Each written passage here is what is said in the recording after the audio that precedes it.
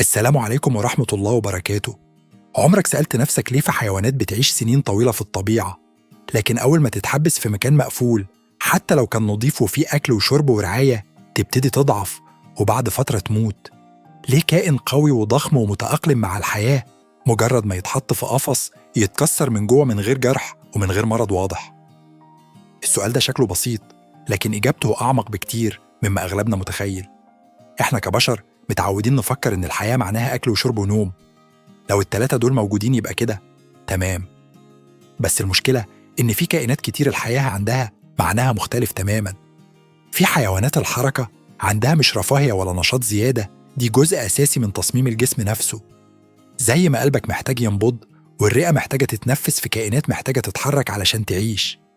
خلينا ناخد مثال من أكتر الأمثلة الصادمة: الحوت القاتل الأوركا.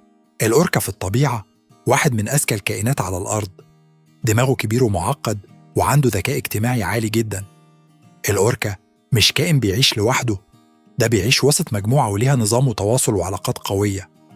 في الطبيعة الأوركا ممكن يسبح أكتر من 100 كيلو في اليوم، حركة مستمرة ومسافات طويلة طول الوقت. طيب إيه اللي بيحصل لما الأوركا يتحبس في حوض مائي؟ المساحة بتصغر، الحركة بتختفي، التفاعل الاجتماعي يقل والملل يبتدي. بس هنا لازم نفهم حاجة مهمة: الملل عند الأوركا مش إحساس نفسي بس، ده خلل بيولوجي. دماغه متصمم إنه يستقبل محفزات طول الوقت. لما المحفزات دي تختفي الجهاز العصبي نفسه يبتدي ينهار. الدراسات بتقول إن الأوركا في الطبيعة ممكن يعيش 50 و60 وأحياناً 80 سنة، لكن في الإسر كتير منهم بيموتوا في العشرينات أو قبل كده من غير مرض واضح ومن غير سبب مباشر. الجسم بيطفي نفسه ببطء. خلينا نروح لمثال تاني: الفيل.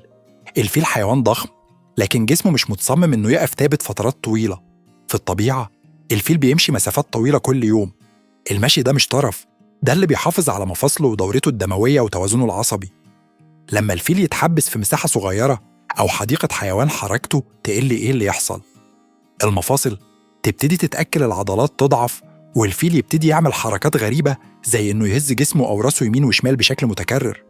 الحركات دي مش لعب ولا زهق، دي علامة إن الجهاز العصبي بيفقد توازنه. الفيل جسمه مش فاهم إزاي يعيش من غير حركة. وهنا نوصل للنقطة الأهم: المشكلة مش في القفص نفسه، المشكلة إننا بنحط كائن اتخلق على نظام معين في نظام تاني خالص، وبنستغرب لما الجسم ينهار. الحركة عند الحيوانات دي هي اللي بتشغل الدورة الدموية، هي اللي بتغذي الأعضاء، هي اللي بتنظم الهرمونات، وهي اللي بتحافظ على التوازن العصبي. لما الحركة تختفي الدم يقل، المناعة تضعف، والأعضاء تبتدي تفشل واحدة ورا التانية من غير ما نحس. زي بالظبط حصان رجله اتكسرت. مش المشكلة في العظمة بس، المشكلة إن التصميم كله ما ينفعش يشتغل بنص كفاءة. وهنا بقى يظهر السؤال الأخلاقي: هل التقييد دايما غلط؟ مش بالضرورة. في حالات التقييد بيكون حماية وفي حالات بيكون ضرورة. بس المشكلة لما يكون التقييد من غير فهم لتصميم الكائن نفسه، ساعتها التقييد بيتحول من حماية لحكم بالإعدام البطيء. مش كل كائن ينفع يعيش في صندوق حتى لو الصندوق ده نظيف وفيه أكل وفيه دكتور. في النهاية يمكن المشكلة مش في الحيوانات، يمكن المشكلة فينا احنا، إننا بنقيس الحياة بمقاييسنا وننسى إن لكل كائن قوانينه الخاصة، قوانين لو اتكسرت ولا طب ولا فلوس يقدروا يصلحوها. السؤال بقى: هل الأسر دايما رحمة ولا أحيانا بيكون نهاية هادية لكن قاسية؟ سيب السؤال ده معاك وانت بتفكر على الهامش.